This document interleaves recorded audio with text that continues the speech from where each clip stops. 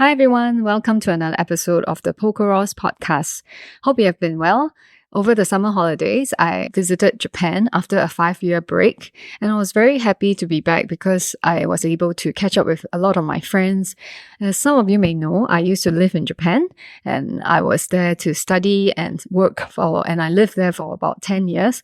So Japan has a very special place in my heart. And returning this time, I feel that it was a bit different because after, COVID and not being able to connect in person, being able to visit again and meet my friends in person and see Japan in real life was a bit surreal, and I really treasured the moments together.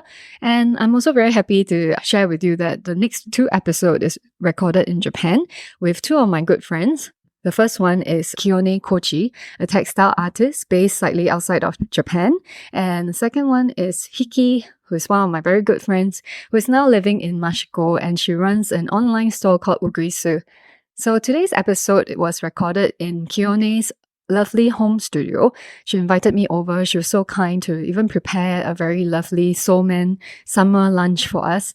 And I had a lovely time talking to her about her works. And I got to know her work a lot better, actually. It looks beautiful.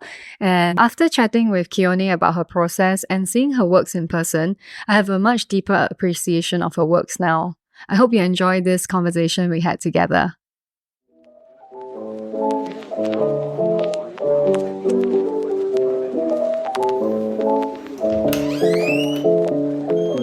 Hi everyone, welcome to another episode of the Polkaros Podcast. I'm your host, Ross Lee, and today my special guest is Kione. And I'm also very happy to be able to record this podcast in Kione's beautiful home studio that's based slightly out of Tokyo. Hi, Kione. Hi, Ross. Thank you so much for having me. No, thanks for coming. Yes, it's such an amazing opportunity to finally be able to meet in person. Yeah. Because the first time when we had the chat together, we actually did it on IG Live, where we had a little segment called Coffee Talk. Yeah. And Kione was so kind to come on and chat with us and share her craft with us. So Kione is a textile artist. I'll let her explain more about her craft to you. Yeah.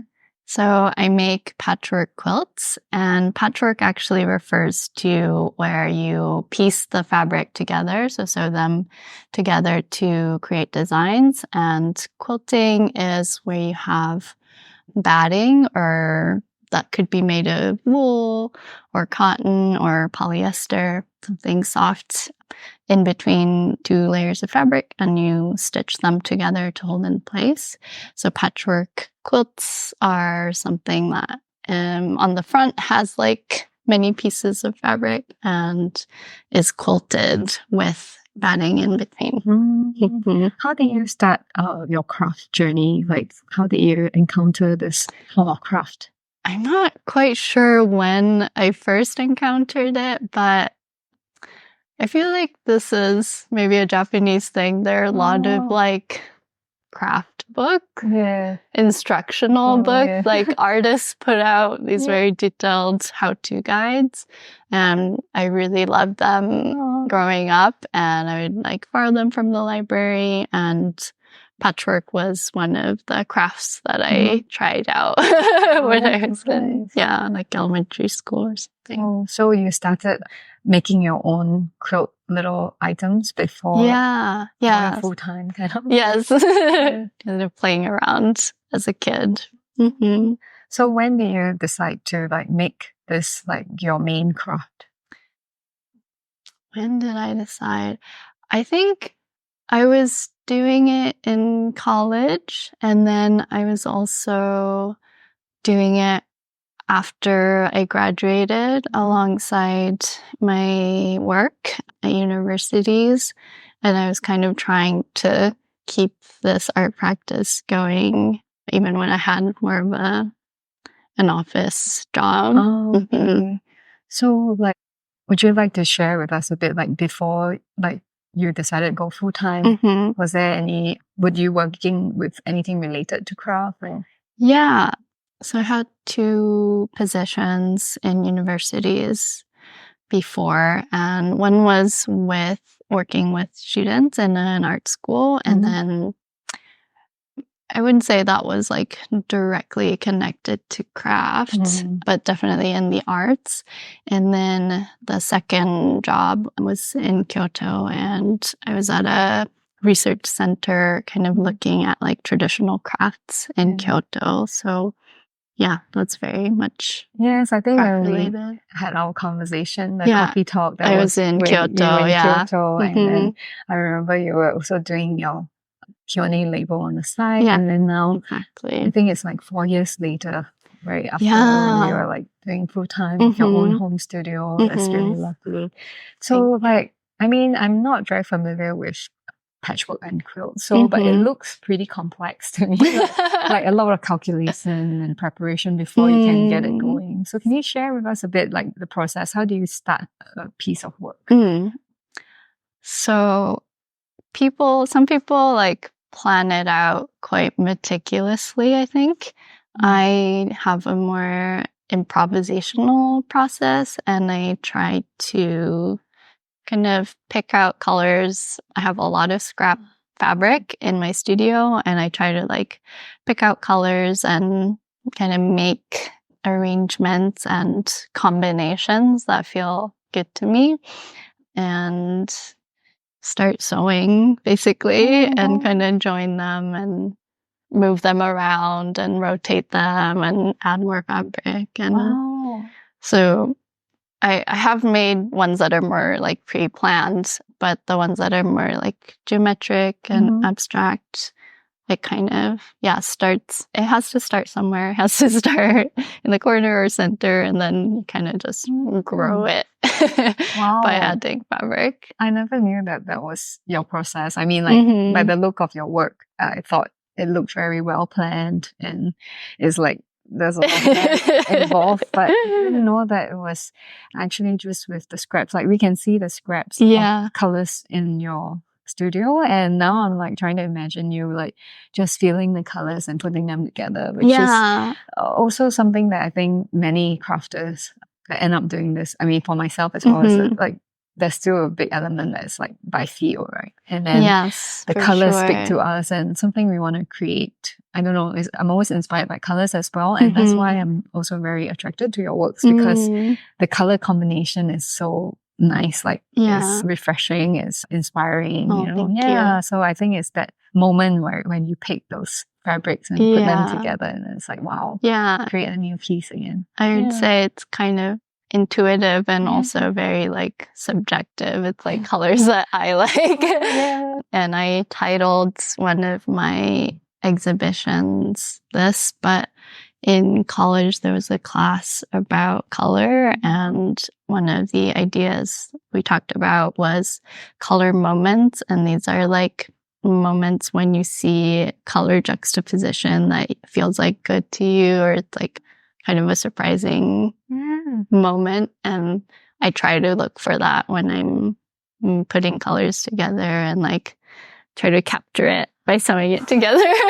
That's exactly the word for this process, what you described, right? Color moments. It's so amazing. It's so and good. It can be something you find like walking down a street, you know, like you see, street signs, or like a bright color car like drives past a storefront or something that's like kind of ephemeral, but that captures your attention.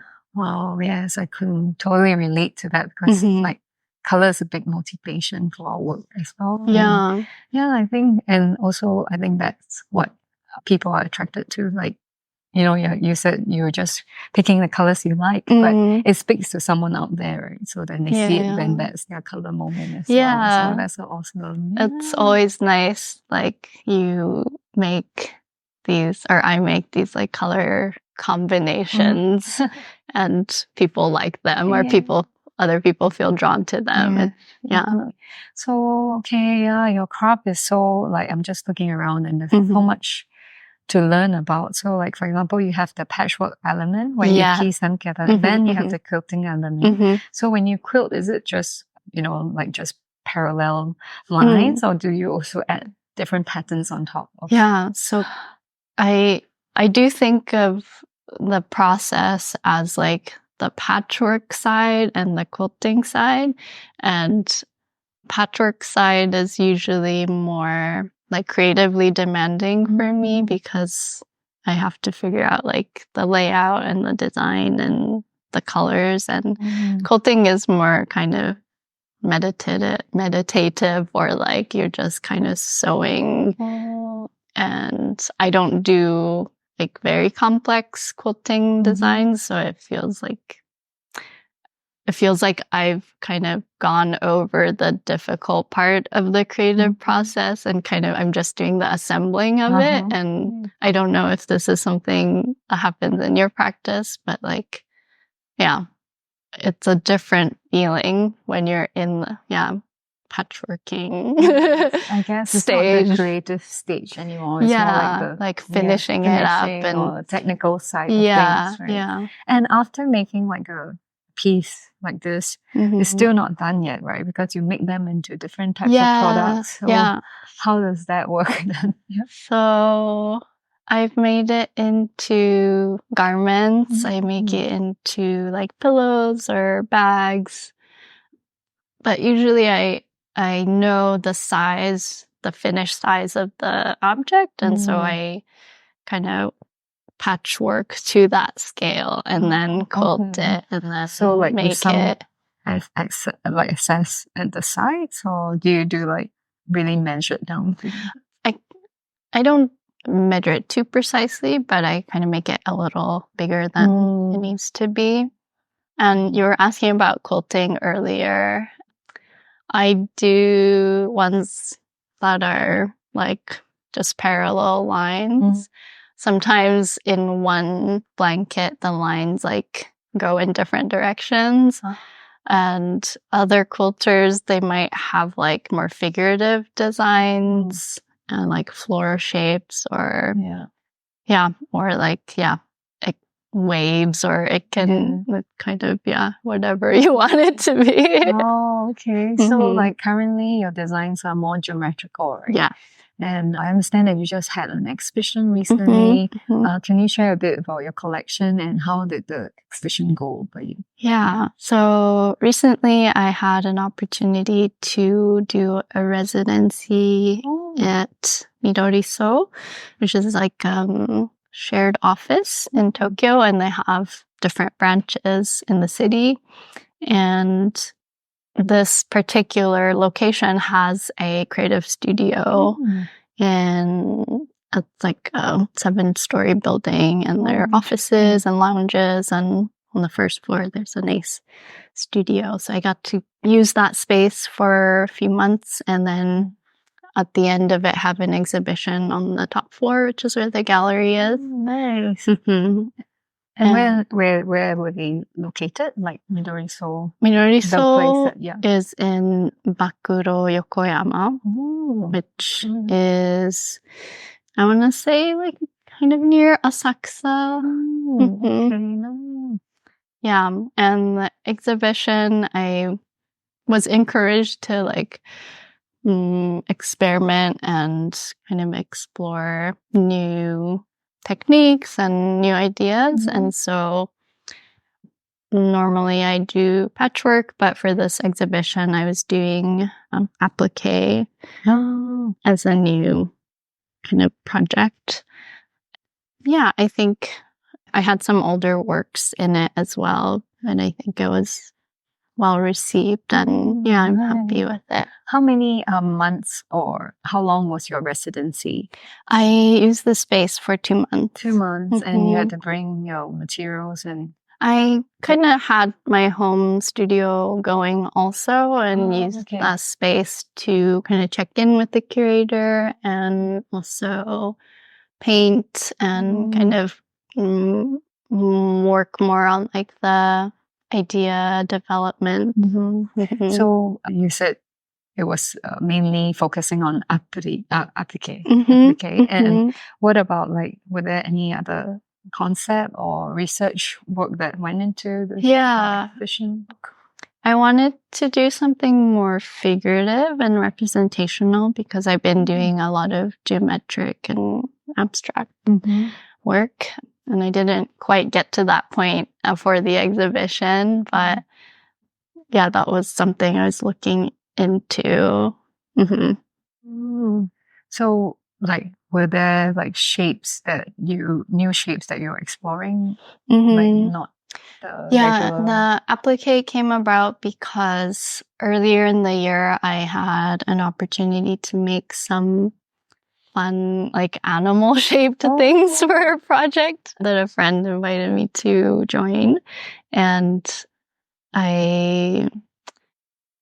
for that, I did not exactly applique, but I did start to do something more like representational and not necessarily patchwork. And so that kind of carried over, and I was kind of making color shapes that had more curves and like, not necessarily like squares and rectangles and triangles, but more like free forms and shapes. Yeah, for some of our listeners, maybe they're not familiar with applique, because I just realized, I mean, applique is French, right? And in Japanese, we also call it applique. But I think, maybe you could explain a bit what applique is. Yeah. So patchwork, as I said, is like sewing it together. Applique is kind of like layering and putting on top and then sewing around it. And so I was cutting pieces and then kind of turning the hems in and layering into composition. Just a very technical question. It's very minor, but I'm just curious. Do you like iron the hems in? Yes, I before do. You sew? I kind of basting stitch around the shape, and the thread marking allows me to like have a guide of where I want to fold. So you stitch it once. I stitch it once and then I fold and then I stitch again. And then you stitch it properly. Yeah. And so it's all hand stitched. It's machine. Okay. So the initial ones by hand. Interesting. Yeah. Definitely put up some of maybe scenes of your work, some video clips, so that some of our listeners can also get a sense of what the works look like, especially your new work. And I also saw that you're going to have like an exhibition coming up soon at the end of the year. Yes, towards the end. I So do. Do you have any plans? Do you already know what you're going to put up? Some ideas were coming up during the residency that I didn't quite manage to get ready in time this summer. I would like to carry over and hopefully. I see. Yeah, so that would be something more with figures, hopefully. Figures like animals and. Yeah, a friend of mine has a composting company, and he also thinks about compost as a more of a metaphor, and also for his meditation practice. It's a little complicated to explain, but he invited me to make a piece about compost. Wow. And kind of anatomical processes that are analogous to things breaking down in a compost pile. And so I kind of want to translate that into fabric. I'm so amazed. I'm so interested in this friend, because so he runs a compost company, but he is looking at it in such a deep way. Most people are like, I'm running this business, it stops there, but it has such a deeper meaning for him, like things composing. And I think it connects to like his concern, like ecological concerns, and like his meditation practice. And so do you feel like something you like about your craft as well, that it kind of like there's a upcycling side to it, sustainability side I try to incorporate that a little bit by using like thrifted garments that I take apart and use as fabric, but I don't make it entirely out About of that? yeah Okay, like about like just recycled fabric. recycling. Sometimes it's new fabrics get in there too. I try to use like cotton batting instead of polyester. I offer mending services for really? customers, and recently got to repair a pillow that I made, and also a bag that I made 7 years ago, and then repaired the handle that started to fray. And it's really like nice for me to see the pieces come back and that it's been loved and used, and I get to like extend its life. Wow. But like your choice of materials probably can last a pretty long time, right? Because they are like natural fiber and stuff like that. So mainly is the fabric is probably gonna really last. You're not really mending the fabric part, or you could just patch it up. Yeah, I did apply a patch over it. Yeah, for one of them. That's so nice. So do you have like it on your website, or all your customers, they are just aware that they can contact you? In my care instructions that I include with the products, they write that. You're so lucky. I actually really want to like own a piece of your work. Talk to you after the show. Yes. Like it's so nice, like the care that's put into it, and then after that is something that can last. And then even if you're there to repair it, if it requires some like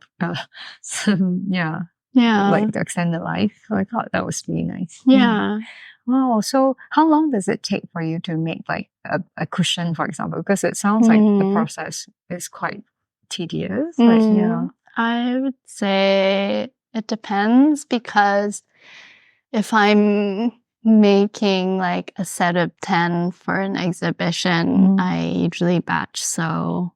Like I make all the patchwork first, and then I quilt them all, and then I assemble them all together. So maybe 10 pillows might be like 2 weeks for assembling, and then maybe another 2 weeks.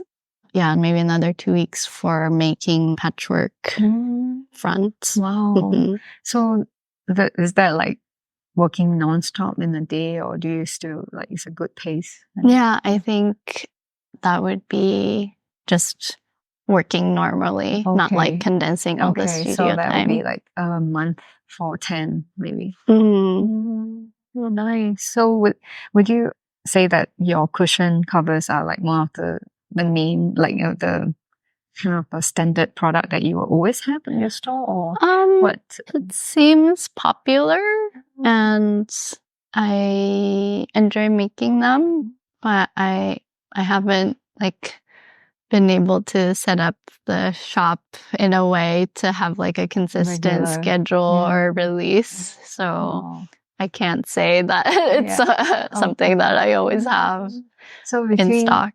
Between like apparel, like clothing, and like lifestyle goods, and like homeware, like what do you have like a preference? Like what products would you like to make? Yeah, I think I enjoy making quilts. I think pillows are kind of accessible and like easy for people to imagine how it might fit into their homes. I enjoy quilts because it gives me a larger surface to play with, and it's some of them, it's kind of a repeated design, like a tiled design, and that's always fun to, that's really cute. So do you also get custom orders quite a bit? Currently, I'm not taking custom orders, but I have done in the past, and that's also fun to kind of meet the client's request and think of or like offer ideas. Mm-hmm. Yeah. Oh, nice. So for your upcoming exhibition, Mm. do you already have a place in mind for the Yeah. location? Mhm. So you met another, like, how was the process like setting up this? I met a curator through Instagram, I think, Oh, and nice.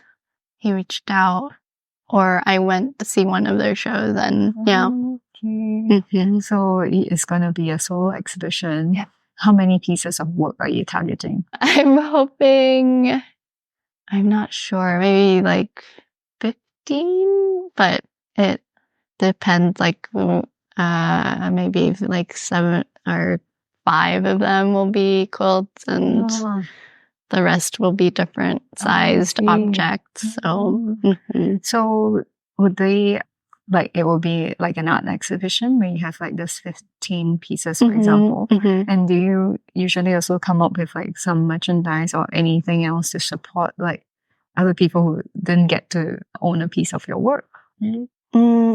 By merchandise, what do you mean? Oh yeah, so like a lot of artists would have like merchandise like stickers, masking tape, postcards and stuff like that. So I was wondering, I would like to make postcards. I think we were talking earlier about like once the artwork is made and sold, it kind of leaves the studio and the space. I think some of the patchwork designs, if I can print them onto cards, that might be nice. oh, like an artwork, maybe like an art print. Yeah. So they can still enjoy your creation on the wall. And that could be like a multiple. Yeah, but that'd be pretty cool. so far I haven't really done merch. Okay, so like for the second half of the year, you're just focusing on that show. What do you have any other like plans, like shop launches or? I'm working on some like collaborative projects with friends, and that will fill my time between that and the exhibition prep. I see. Okay, nice. So besides like quilting and doing your craft, how do you spend your regular day? Like, do you have other things that you're working on? Like, for example, this collaborative project. Is there any other things you can share with us? Yeah, I can share about one of the projects. It's with a box designer. She makes like hand-built boxes. Hand-built, so ceramic? Oh no, paper. Oh, paper, sorry. And also like hand-carved frames, like picture frames. Oh, nice. And so we're in correspondence, and we're each like making our craft, and we're sending it to each other to inspire our next round of pieces based on what we receive. So it's just started, but I'm excited to see. How did you meet this friend? This lovely friend was introduced to me by another lovely friend who is a curator. So you were connected. Yeah. And then she's in Kyoto. Oh, nice. And when you were describing the collaboration, I'm just envisioning maybe like a patchwork box that will come out of this. That would be really cool. Like paper. I think we're thinking of like diptych, or like it being a set, like my piece and her piece being a pair, and that being one set, and then it would be a series of sets like that. Wow. Maybe, but more to be revealed. Will there be an exhibition or a showcase of We're this not sure. collaboration? We're very much That's early stages. Yes. Oh, I love this, hearing about this kind of collaborations, because it's kind of like collaborating for the sake of their craft and creativity, rather than, it's like it's so much with the same intention, right? Like both makers have the same passion for their own craft and then bring together. Yeah, I think I tend to be like, okay, when's the deadline? Like, what is going to be like the retail price? Like, what is their schedule? But yeah, it's really nice to just experiment for the sake of experimentation, and to have a collaboration partner who's like willing to kind of see where it goes. So this can be like your first kind of step out of fabric, and then maybe like to experiment with other mediums. Have you considered other materials? I haven't really considered other materials, but I think like geometric patchwork is something that could translate well to ceramic or other. I already imagine like kind of like the combination of colors and shapes and then like relief even, right? Because it's something that maybe fabric like patchwork will not provide that kind of relief, but then ceramic can, and really cool for your next exhibition. Maybe. Yeah, that's really nice. I mean, definitely the colors really inspire. So do you think, I mean, you will not know the future, but do you think like your colors would probably be something that runs through like the upcoming collection as well, or you think the mood might change? I think I'm interested in making something like monochromatic or just white or just white and black but I still always want to like explore color and color combinations. I think that would be a constant theme. And would you also consider the season that you're launching your, having your exhibition, like the fabric that you would select and things like that? I do think about it a little bit because like something like wool would be like a very warm, cozy, wintry material.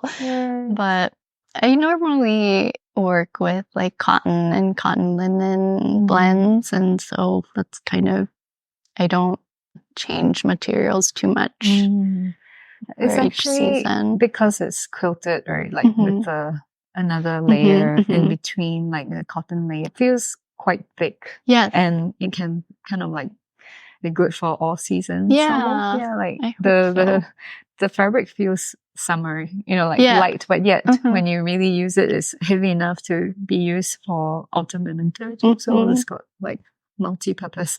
Yeah, that's nice. All year.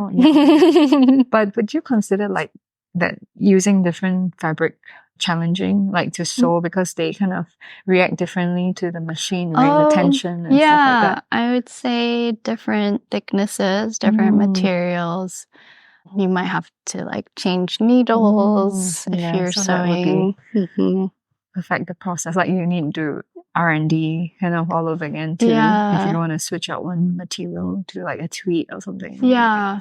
I have made kind of mixed material piece where I received like fabric scraps or apparel fabric samples, and they were like there was a lot of wool and maybe polyester blends, but so I had like cotton and wool. Wow. And one quilt. Wow. I think it'll be really interesting for you to collaborate with like a fast fashion label one day, because like they are trying so hard to be sustainable and trying so hard to like give back, right, to the environment. So like if we can take all the excess that they have and make something cool out of it and have a Kione collection. Awesome. I don't think I would get them to sew for you. I mean, like you design and I don't know. I mean, like they would have a lot more scraps than I can ever handle. For one person, for sure. But it can be like, like your style and then using their materials. And then, I don't know. Like I had this like vision suddenly, like it'd be fun. Like there's so many possibilities. For craft. Sure. I think a lot of apparel companies get samples, fabric samples when they're designing collections, and those are good like small sizes to be patched in. Even that is good enough. Yeah. I used to go to like the fabric markets in like overseas, like in China and stuff for work. So there will be like big malls, like buildings of like just fabric like fabric samples that you can just take home and then, refer to it or like comment up if you want to order. Yeah. So like even in Hong Kong, there's like a whole stretch. So I think even those would be enough for you, to do like wonders, with it. So it can really be small. Yeah, and you just keep attaching it to another small piece, and then eventually you'll have Oh, so I just can't really imagine, because like looking at your patchwork, there's you can't really see the stitching next to each other. So you stitch them behind. So I sew them and then I open the seam. Okay, so does that make sense? Yeah, so it's sewn underneath. And then you. Okay. Oh, no, I feel like sewing. I mean, like, so inspiring. Yeah, you're in my studio. You're welcome to give it a try. Yeah. Oh, yeah. I was gonna ask you, like, since you started your craft from like those cute craft books and kits, right? Have you considered creating your own craft kit? Oh, that would be nice. I have made a kind of a kit-like product, but it was a patch kit. So I'd made the patch, and then I had like sewing needles and thread and snips so that people could sew the finished patch onto things. Those are still on sale. Yeah, but on your website? On the website of publication that asked me to do some merch for them. But yeah, that would be fun. Yes, I think like a lot of people would like to learn how from you, and also, I mean, workshops and teaching our craft is one of the ways to share. Yeah, I've been trying to do more workshops. Yes. I've done like mending workshop, and I want to do one where like we do patchwork together and maybe make a quilt together. Or, something like that. So are workshops popular in Japan right now, you think? I think so, yeah. People are interested. People want to do like an experience. And do you think like those people who attend the workshops, do you meet like more serious people, or it's more like lighthearted and you just want to experience your craft? The one I did recently, people of different levels attended. So yeah, someone who like haven't hand sewn since like school or home ec class or something like that, and also someone who sews professionally. So different skill levels. Yes, I think, did you teach like hand sewing, or was it with a machine? So the one I did recently was hand sewing. I find it really therapeutic as well. Yeah. To like sew like something. I agree about it, right? Like slow, and that's nice. You can really like control it when it's small and in your hand. Yes. So was it something similar to sashiko kind of? It wasn't embroidery. It was kind of making like a small square patch. So I had a pile of like fabric scrap to share, and people could, I asked them to choose like colors that they liked and sew it together. I love that. Like a scrap of colors and then piecing it together. And it's like fabrics that I use myself. So it's nice and really interesting to see what like other people do with it. Okay, so did they end up making like a coaster or something? Yeah, something like a coaster. Did they have the quilt, like quilting the batting? Well? Yeah, the batting as well. Some of them, yes. That's a really good workshop. Yeah, someone made a pot holder. Wow. Yeah, in a few hours. It was really great. A pot holder? Yeah. Wow. Like, with the... Oh, that's so cute. But they didn't need like a pattern for that? No, we just kind of like figured out how big we wanted it to be. And that's so cute. That would be a really fun workshop to attend. I don't think we see a lot of that kind of sewing workshop. How long did your workshop take? So I like to kind of take like an afternoon and people can drop in when they want.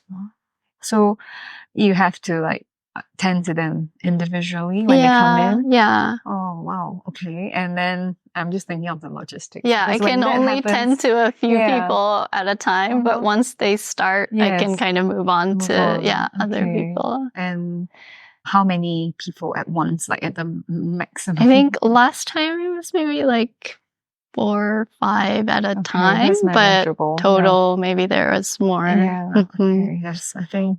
for the day. Yeah. Yeah. Oh, that's fun. Mhm. So would you do something like that at your exhibition, upcoming Yeah, exhibition? maybe? I would like to. Oh, I would like yeah. that to be a part of the yeah. Especially if is the compost idea part of the upcoming exhibition as well, or was it Hopefully, yeah, I can do especially something. if it's compost and Mm-hmm. it's like ties everything in, right? Yeah. The workshop. Oh, that's so nice. I hope you would do a lot of documentation so that we can view it from overseas as well. Yeah. Yeah. Nice. Okay, yeah. So I think we've covered a lot, but I still want to continue to learn about your process. Like, do you use any technology in your work at all? Like, Yeah. So I think technology can include a lot of things. Yes. One thing I was thinking of was this app that I use. Oh. It's a layout app that is meant for Instagram, I think. So I don't know if this was like before carousel posts, but remember when like you the like layout tried to type. put many photos on one square? So I have an app for that, and I like to use it to plan layout, like quilt layout, because Interesting. it's what it does. You can do like in Photoshop or whatever, but it's easy to have it on your phone. And I like to make like a small sample, like one square, and then take a photo of it and then just tile it in the app, and like I can rotate it, flip it. So it's pretty handy. Yes. So like to see how your pattern repeats, right? Exactly. That's a clever way of doing it. It's useful, especially for like geometric patterns, but even if it's more like abstract or organic shapes, when you want to see an idea that you've made a small sample of, like expand to a larger surface and kind of get a sense for that. It's really nice to and it's really good to be able to see it and maybe like change it up before you actually do it. Because there's so many times you're like, oh, if only there's a Command Z. Maybe we can do this. Like for our process as well for ceramics. Like sometimes you just feel so inspired and then you go all the way and then like, maybe should have planned a bit more. Like sometimes it gets that way, right? But if you can visualize and sketch, it's great. And so that's one tool that you use quite a lot for you. Oh, that's very interesting. And I guess like sewing machines kind of have a computer built in. I was just curious because like many of us doing crafts now in this modern age, right? Like, are we approaching it in a different way with the help of, all these tools, the technological tools? And so it's interesting to see like how much we incorporate it in our life. For sure. So it's interesting that you do that. Do you, I'm guessing you have to also do all that, like run your website and also all that part is taken care of by yourself, right? And like Instagram and all that. So it's a lot. But I guess that tool of being able to run our own shop wherever we are and reach out e-commerce, reach out to a group of people like via Instagram. Yeah, I mean, my sales initially really came from Instagram, so so it's a helpful tool. Yeah, so streaming really also helped us a lot when we first started. So like to meet all these friends and from all over the world as well, right? So you're not limited to where your local shops and the audience. So that's very good. And you speak very good English for Thank you. Japanese. So is it okay if you share it with us a bit of your background? Yeah, sure. So my father is American, and I went to an international school from 6th grade onwards. I was in ESL initially, but so you grew up in Japan. Right? Yes, I grew up in Japan, and I went to mostly like Japanese schools up until the grade when I started international school. Yeah. So that's why I was mentioning, pointing out that you can speak very good English, because I think that also kind of help open up some doors for the craft as well, right? To reach and share a wider audience. Do you get any overseas orders? I do. Oh, that's great. I think initially it was mostly overseas orders. Awesome. And I've also done craft fairs in the States, tabled at craft How is fairs. it starting, attending craft fairs in the States and compared to now in Japan? I haven't done craft fairs here, so I can't quite compare, but the craft fairs in the US, it was like a weekend and you get a table and you're with so many other makers. Yeah.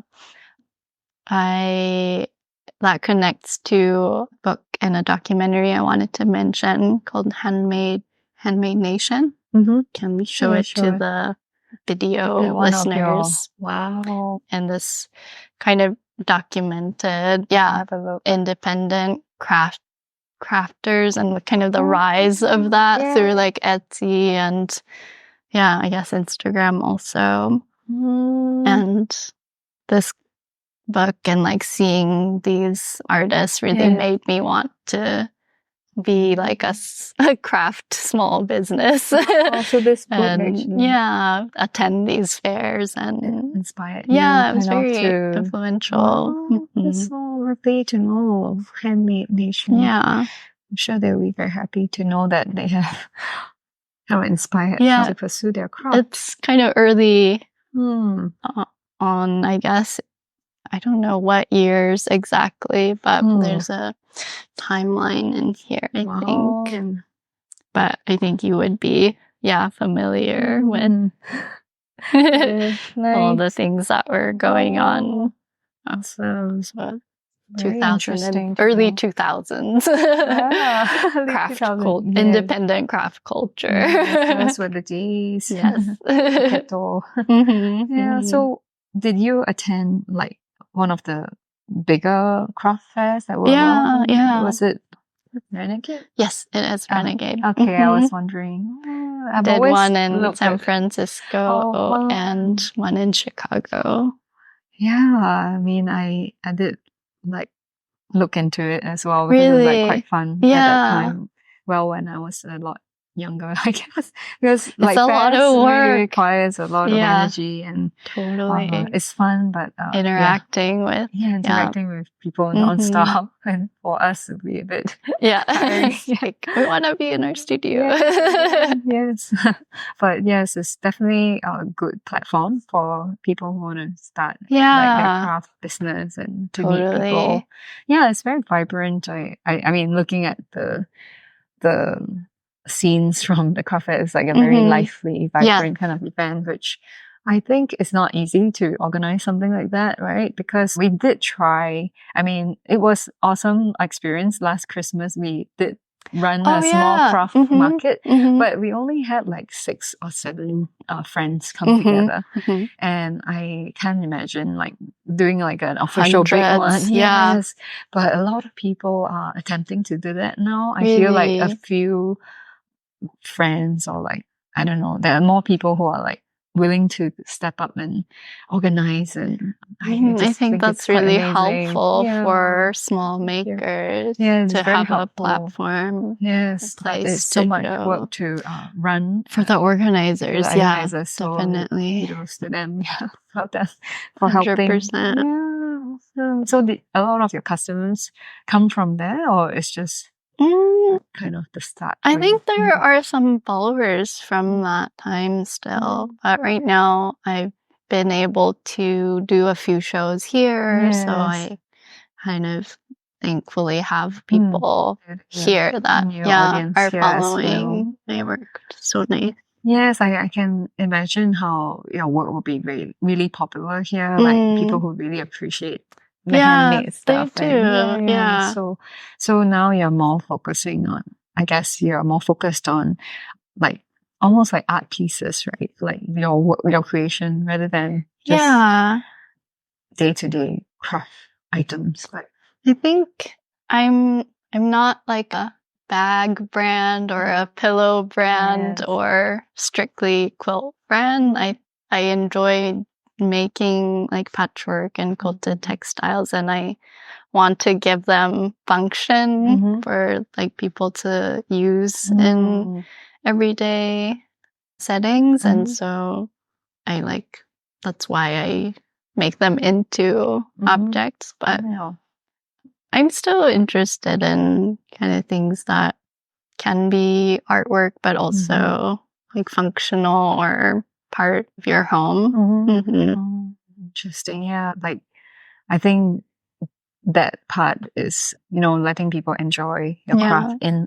their everyday life. I think that's something, I guess I got inspired in Japan as well, because there's a lot of this lifestyle products. Yeah, it's really nice.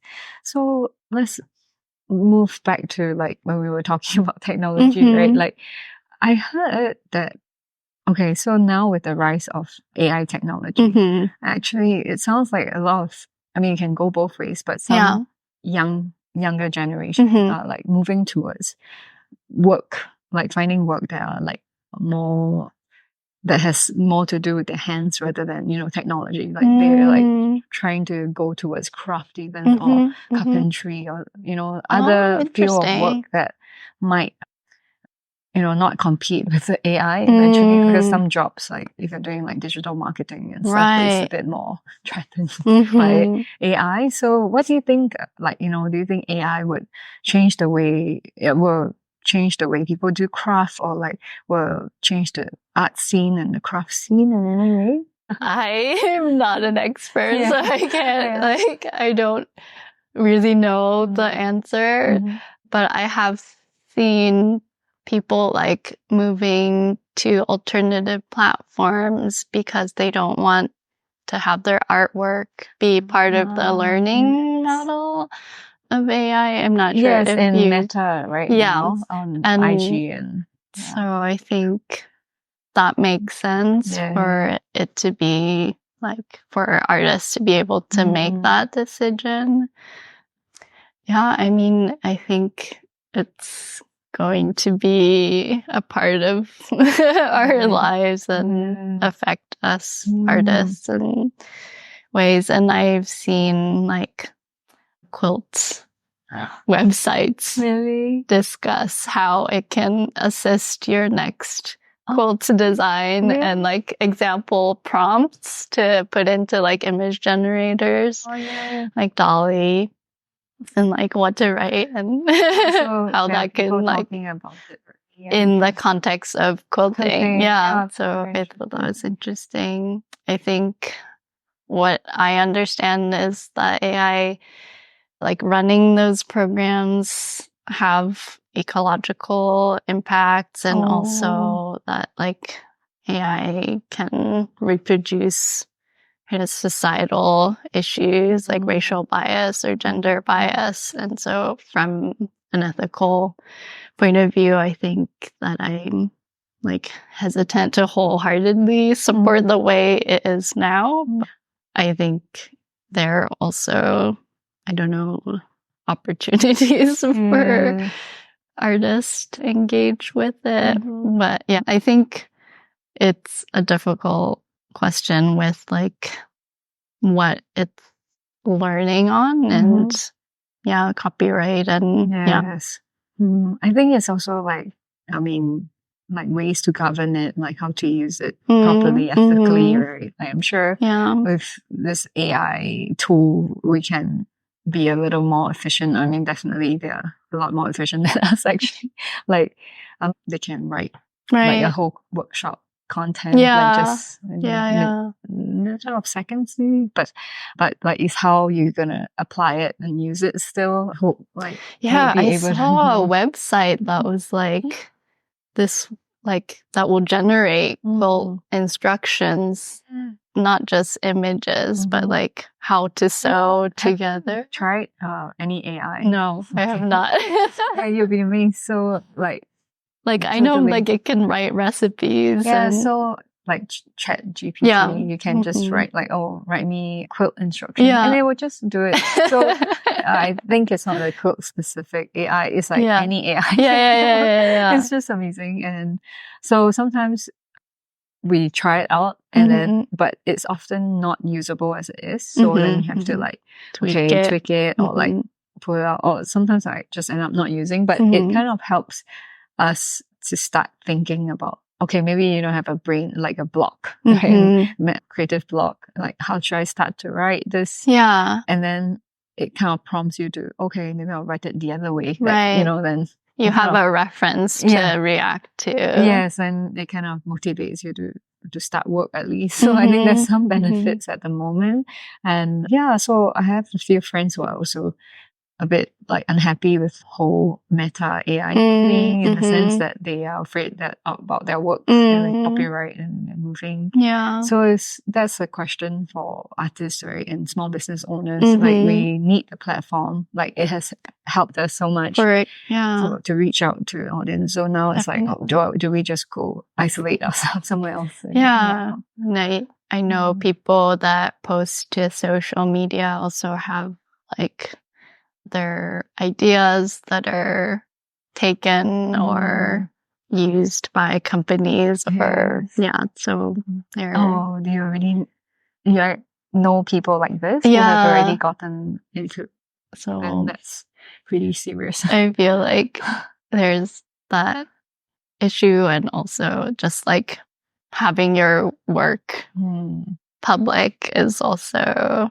I mean, I don't know if I'm personally too concerned about like, so I think ultimately, I'm not sure if, we can always continue to create new things, right? Like, that's generated from Kione. Right. So even if the AI can generate something that wasn't made before, they wouldn't know what new stuff is coming out. So I don't feel that that's a threat in that sense. It can only come from you to listen. But that makes sense that people are turning to like woodworking or I feel like the kind of textural aspect of quilts and fabrics, it's something that's tactile and not just existing in 2D or digital space. So because like a few years back, we were kind of at the point, like, on the whole, like, everything is going digital, right? So it's almost like the like craftsmen are kind of dying out, crafts are dying out. But then now it kind of like AI actually is pushing people back to craft. So it's quite an exciting time, I think, like, to go back to something more analog, and especially in Japan, right? I think because I think the general feel is that everyone values the handmade. Like, it's part of the culture. So I think for a young person to want to go back to like to really do craft seems quite like quite possible. Like, do you know of any friends I mean, besides yourself, obviously, like, who are like going to pursue a craft, like take over a craftsman, be apprentice and stuff like that? When I was working in Kyoto, a lot of students there was a program for students to apprentice in craft studios. That's awesome. That was really nice. They got to make their own pieces using a traditional craft. Nice. For a few weeks, you're like in a studio. I didn't get to do it myself. I was very envious. That's so nice. Is that part of the course or like a... If you kind of complete the prerequisites for the program, you can apply to craft studio. Craft studio, any craft studio. There's a few in different traditions that have a relationship with the university. Wow, interesting. So they could choose from a list. Wow. Are there any quilt artists in Japan that you like know of or are inspired by? There are many quilt artists here. I can't think of one off the top of my head that I directly like inspired by. So you would say that for you, like the craft was like kind of a medium for you to express your kind of like yourself, right? Colors and all, rather than like, oh, I'm taking a traditional craft. Yeah. And I think I'm like not coming from the kind of quilt tradition or the patchwork crafts, but more wanting to like work with color and the fabric being the medium. Wow. That's very nice, because looking at, there's something, I don't know, but to me there's something not traditional, but something nostalgic maybe about quilt and for sure, like patchwork, right? Yeah. So there's always, it feels like there's a maturity in the work, and there is definitely a rich history and tradition to it. So once that is applied to your colors, it's like I like the contrast, like the colors, the cute, like quite vibrant but not too vibrant colors. Plus like the traditional feel, even though it's not meant to be, you know, like all about the traditional craft style. But I think that's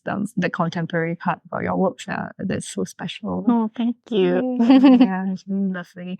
So towards the end of our podcast, we usually ask our guests this question.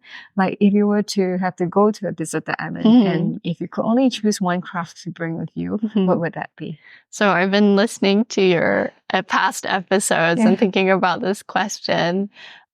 You don't specify whether I can leave this island or not. So I'm going to say that, and basic needs are met, right? Yes.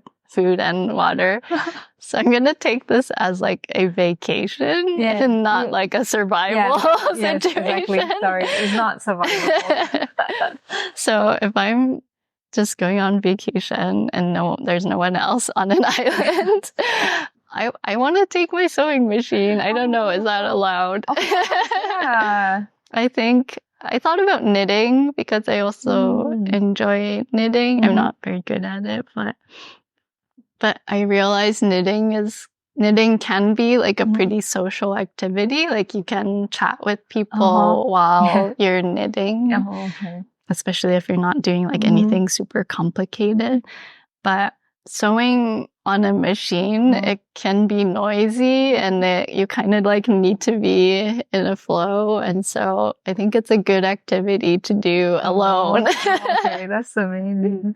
I think I like this question mainly because like it really like push you to think of what do you really love the most, like what you cannot part with. And I'm always curious to hear if it's like that craft that you're doing, you know, if you really would not part with it. And you're true enough, you hold on to your sewing machine. I think so. I really that's probably, enjoy. The most therapeutic and like the happiest you are. I would be patching away. Oh, that's so cute. You can patch up like different materials that you find on the island. Oh, that's so fun. Yeah, so thank you so much for coming on and having me in your beautiful studio today.